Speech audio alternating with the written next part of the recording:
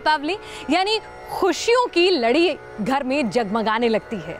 एक ऐसा त्योहार जो सबके दिल के बेहद करीब है, क्योंकि इस त्योहार के दिन न घर सिर्फ खुशियां आती हैं बल्कि लक्ष्मी की बरसात होती है, खुशियों की बरसात होती है। हमारे साथ हैं पंडित राजकुमार शास्त्री जी, जो हमें बताएंगे दीपावली महालक्ष्मी की पूजा का सही विधि विधान और देंगे वो कमाल के मंत्र जिनसे मां लक्ष्मी कुबेर हो जाएंगे प्रसन्न और आपको कर देंगे मालामाल। तो अगले कुछ समय के लिए बस कहीं मत जाइएगा, न्यूज़ नेशन देखते रहिए, क्योंकि इस दीपावली और ज्यादा आपके पास धन दौलत और खुशियां कैसे आएं, ये तमाम राज आज हम खोलने वाले हैं। तो हम चाहेंगे पंडित जी, सबसे पहले तो ये बताइए कि दीपावली का हिंदू धर्म में यूँ तो अगर देखा जाए तो साल के 365 दिन ही कोई ना कोई त्योहार, कोई ना कोई उपलक्ष्य जो है निकल आएगा, लेकिन दीपावली सबसे बड़ा त्योहार माना गया है और सबसे ज़्यादा खास भी होता है और इसका इंतज़ार पूरे साल भर होता है।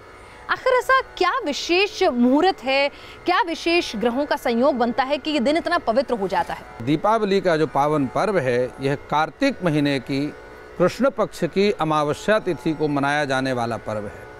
दीपावली माता लक्ष्मी को सर्वाधिक प्रिय है और लक्ष्मी प्राप्ति के लिए इससे अच्छा और इससे बड़ा कोई दूसरा दिन होता ही नहीं। दीपावली का महापर्व 5 दिनों का होता है।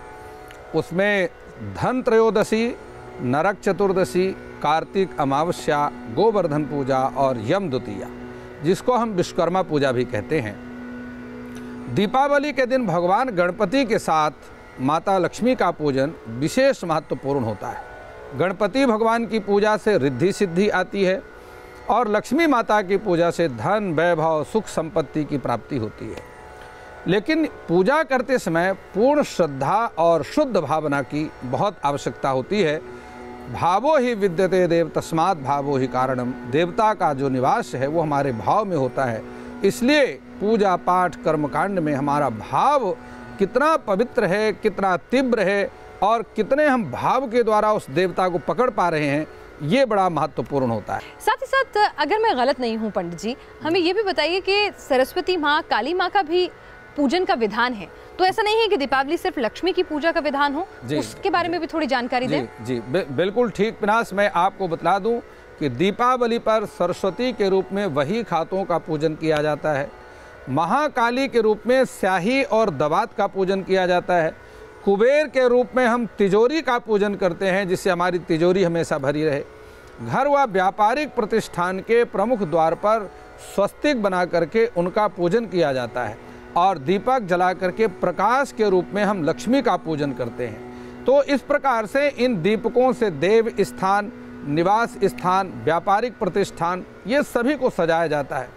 दरिद्रता निवारण हेतु लक्ष्मी कवच, लक्ष्मी स्तोत्र तथा ललिता सहस्त्र नाम का पाठ के साथ विष्णु सहस्त्र नाम का पाठ किया जाता है और उसके बाद माता लक्ष्मी की आरती उतारी जाती है।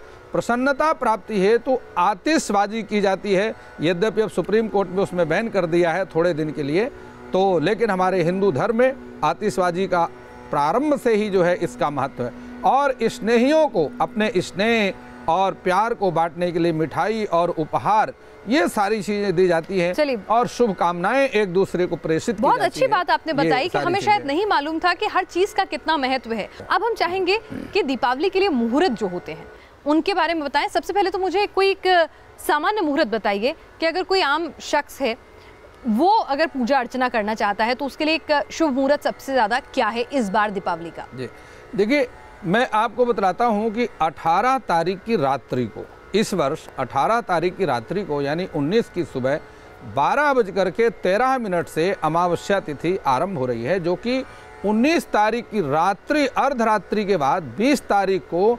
12:41 तक ये तिथि रहेगी और लक्ष्मी का पूजन अमावस्या तिथि में ही किया जाता है। लक्ष्मी पूजा के लिए विशेष जो शुभ समय है वो हमारे शास्त्रों में स्थिर लग्न को बतलाया है और 4 लग्न ऐसे हैं जो कि स्थिर लग्न कहलाते हैं। 12 राशियां हैं, 12 लग्न होते हैं, उसमें 4 लग्न स्थिर हैं, 4 द्विस्वभाव हैं। तो इस प्रकार से जो सबसे पहला लग्न है वो वृश्चिक लग्न होता है और वृश्चिक लग्न का जो समय है वो प्रातः 8:49 से शुरू होकर के 11:09 तक चलता है। और दूसरा लग्न होता है कुंभ लग्न, जो मध्याह्न में 2:54 से आरंभ होगा और 4:19 तक चलेगा। वृष लग्न सायंकाल में गोधूली समय में आता है और उसका समय है 7:11 से 9:06 तक, ये वृष लग्न का समय है। और सबसे जो महत्वपूर्ण लग्न है जो आप अपने वृष लग्न में, आपको बता दूं कि प्रतिष्ठान, व्यापारिक स्थान आदि में महालक्ष्मी का पूजन किया जाता है। घर में जो आप रात्रि में पूजन करते हैं उसे कहते हैं सिंह लग्न, और सिंह लग्न का समय रात्रि में 1:41 से 3:59 तक, यानी प्रातः लगभग 4 बजे तक, 1 मिनट कम 4 बजे तक का समय है। इस समय में अगर आप रात्रि में जागरण करके और पूजन करते हैं तो माता लक्ष्मी की कृपा अवश्य होगी। दीपावली के दिन महालक्ष्मी की विशेष पूजा की सामग्री जान लेते हैं, क्योंकि माँ लक्ष्मी को प्रसन्न कर बम्पर दौलत जो पानी है। जी, सबसे पहले हम कलश की स्थापना करते हैं और कलश प्रत्येक पूजा में बड़ा आवश्यक होता है। समुद्र मंथन के समय इसकी उत्पत्ति हुई और भगवान धन्वंतरी, इसलिए हम पहले धन्वंतरी का पूजन त्रयोदशी को करते हैं, क्योंकि वहाँ से कलश की, हमें अमृत कलश की प्राप्ति होती है। तो इसलिए सबसे पहले कलश का अत्यंत महत्व होता है।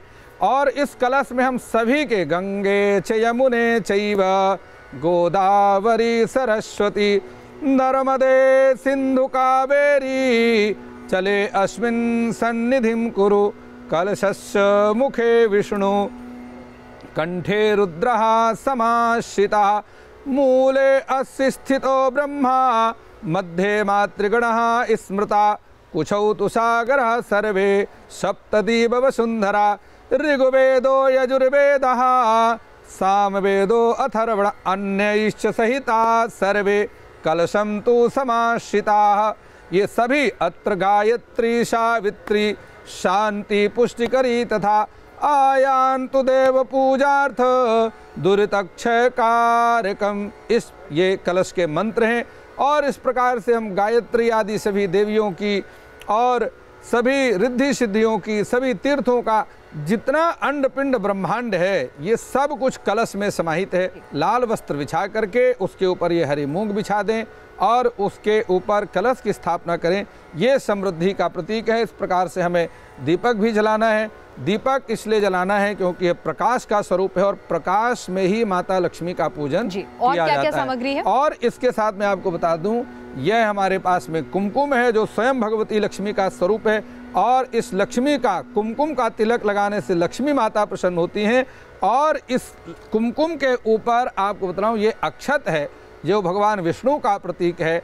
अक्षत लगाने से लक्ष्मी के ऊपर, कुमकुम के ऊपर अक्षत लगाने से भगवान श्री हरि नारायण की कृपा प्राप्त होती। माता लक्ष्मी की कृपा प्राप्ति के लिए और व्यापार वृद्धि के लिए ये हम हल्दी का प्रयोग करते हैं।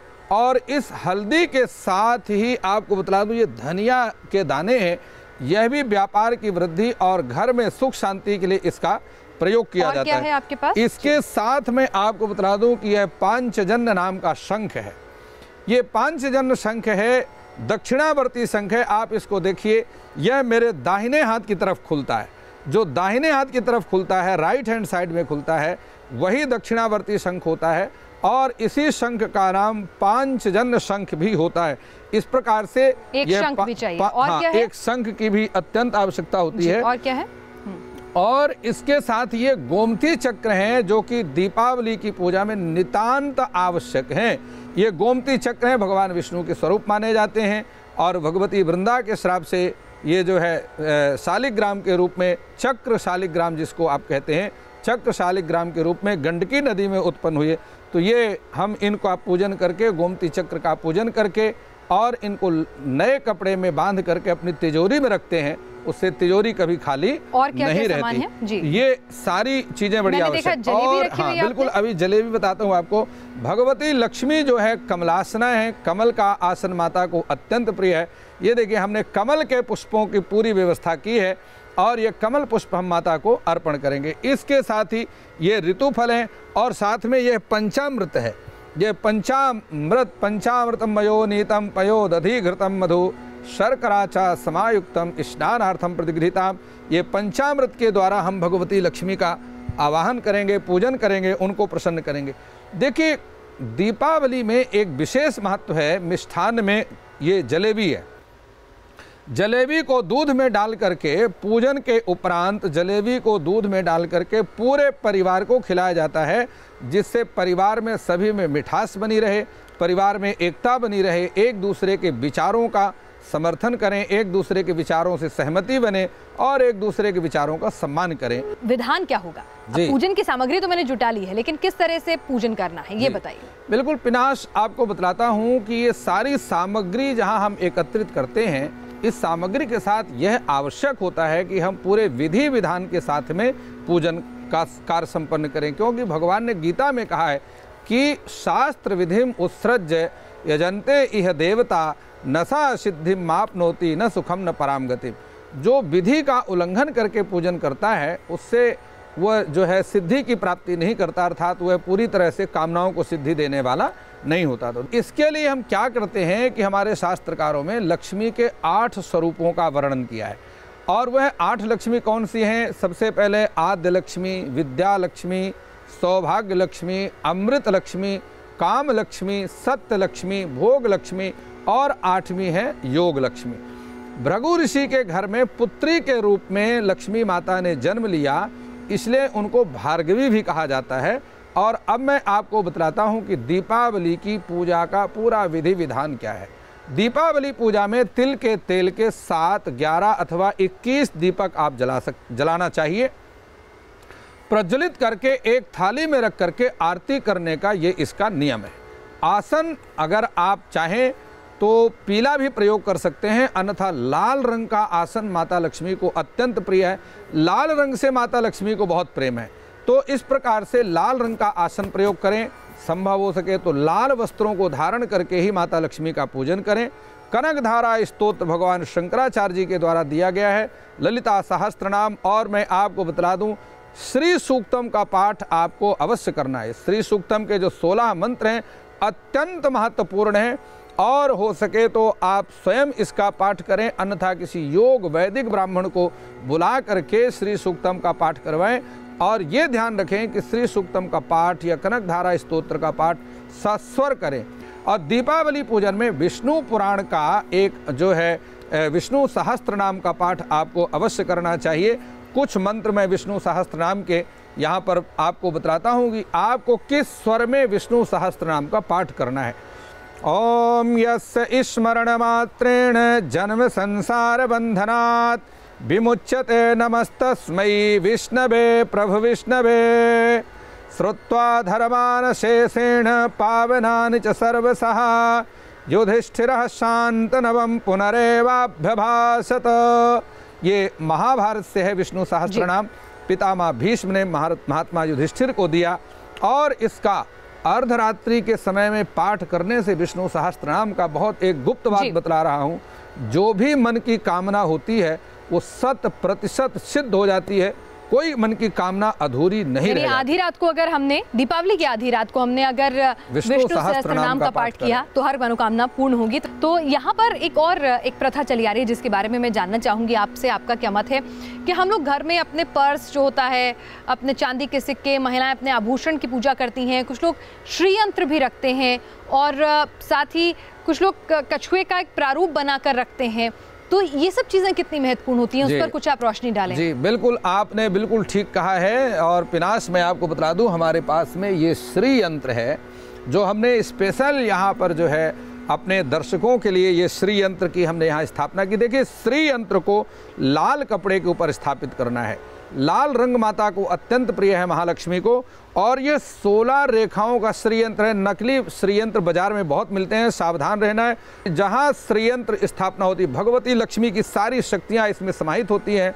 और सौभाग्यवती जो स्त्रियाँ हैं वह अपने शरीर के जो चूड़ियाँ हैं या और जो आभूषण, सोने चांदी के आभूषण हैं, उनको उतार करके माता लक्ष्मी के चरणों में चढ़ाती हैं, और उसके पश्चात पूरी रात माता लक्ष्मी को अर्पण करके सौभाग्य की कामना करती हैं। दूसरे दिन स्नान आदि से शुद्ध होकर के और पुनः उन आभूषणों को प्रसाद के रूप में अपने हाथ में और अपने शरीर में धारण कर लेती हैं।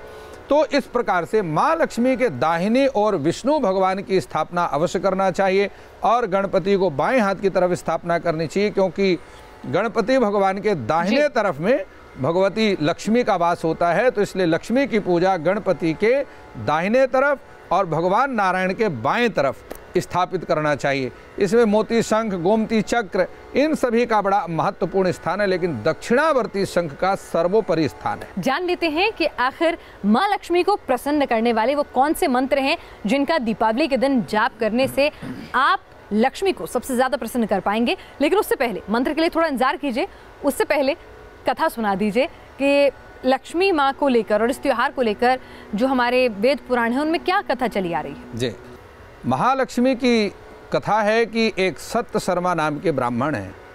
प्रतिदिन भगवान श्री हरि नारायण की पूजा किया करते थे, तुलसी दल भी चढ़ाते थे, शालिग्राम को स्नान भी कराते थे और ओम नमो भगवते वासुदेवाय मंत्र का जाप भी करते थे। लेकिन उनकी कामना थी कि मैं बहुत धनवान बन जाऊं, मुझे बहुत पैसा चाहिए और उस पैसे के द्वारा मैं अपने घर परिवार को सुखी कर सकूं। लेकिन उनके पास बहुत समय तक पूजा करने के बाद भी कोई धन नहीं आया। एक दिन की बात है, देवर्षि नारद जी वहाँ से गुजर रहे थे। उसी समय ब्राह्मण को पूजा करते हुए देख करके और नारद जी ने पूछा कि अरे ब्राह्मण, तुम भगवान नारायण की पूजा कर रहे हो लेकिन चाहते क्या हो? ब्राह्मण ने कहा, नारद जी मैं चाहता हूँ बहुत धनवान बन जाऊँ। नारद जी ने कहा, अगर भगवान नारायण की पूजा करके तुम धनवान बनना चाहते हो, यह तो संभव नहीं है। अरे तुम्हें धनवान बनना है तो भगवान शंकर की उपासना करो।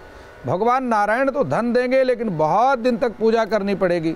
भगवान शंकर शीघ्र प्रसन्न होकर के आपको धनवान बना देंगे। ऐसी कह करके नारद जी वहाँ से निकल जाते हैं।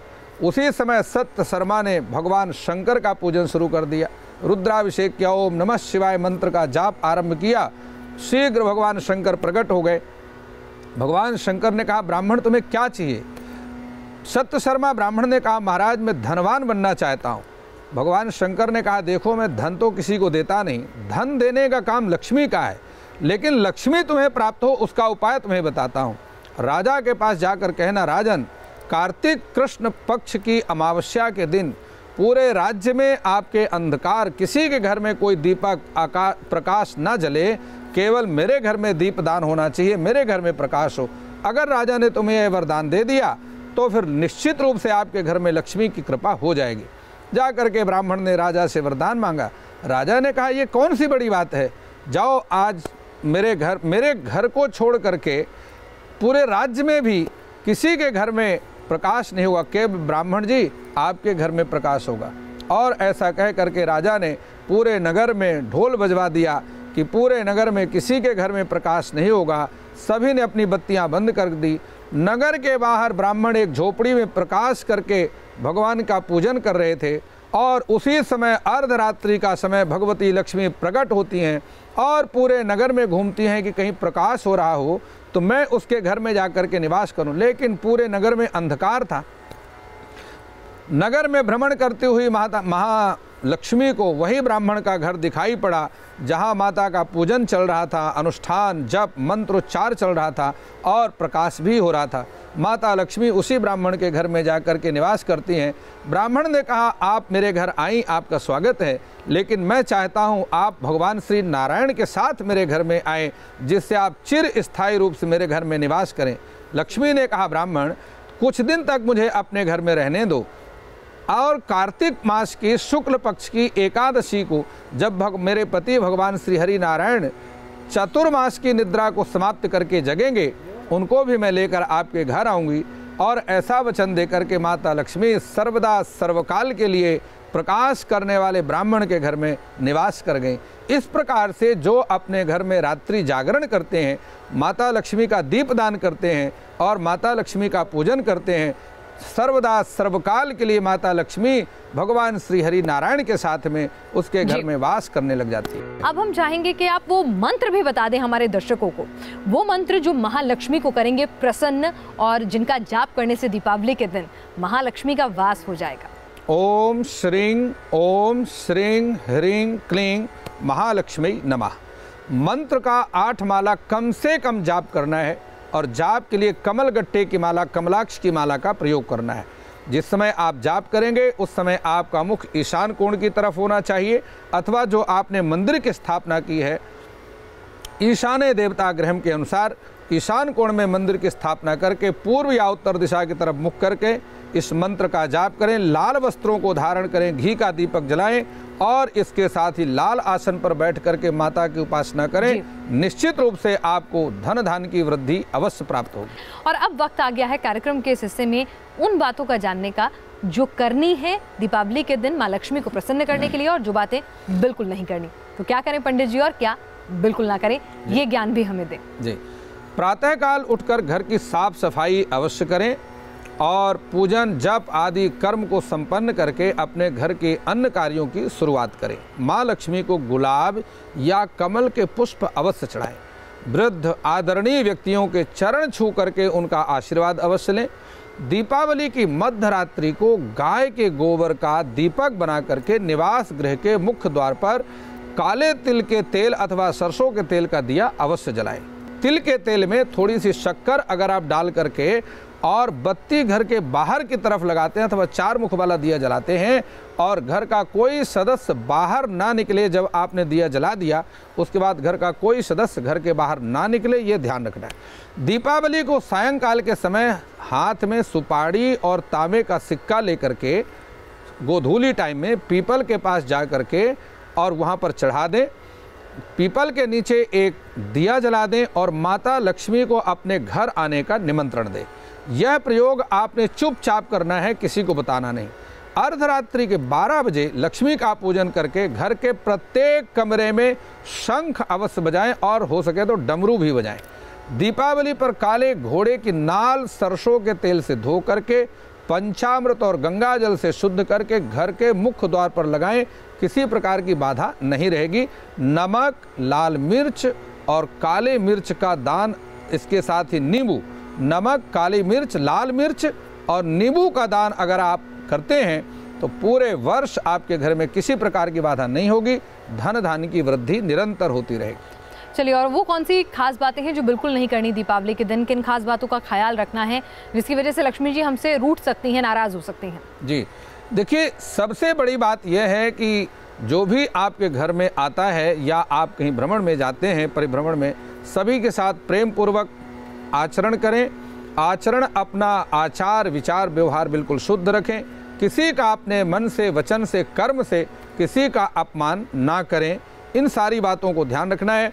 भगवती लक्ष्मी स्वयं एक स्त्री के स्वरूप में है, इसलिए यह आवश्यक है कि आप स्त्रियों का सम्मान करें। कन्याओं का पूजन भी माता लक्ष्मी का पूजन है, संभव हो सके तो कन्याओं का पूजन भी करें।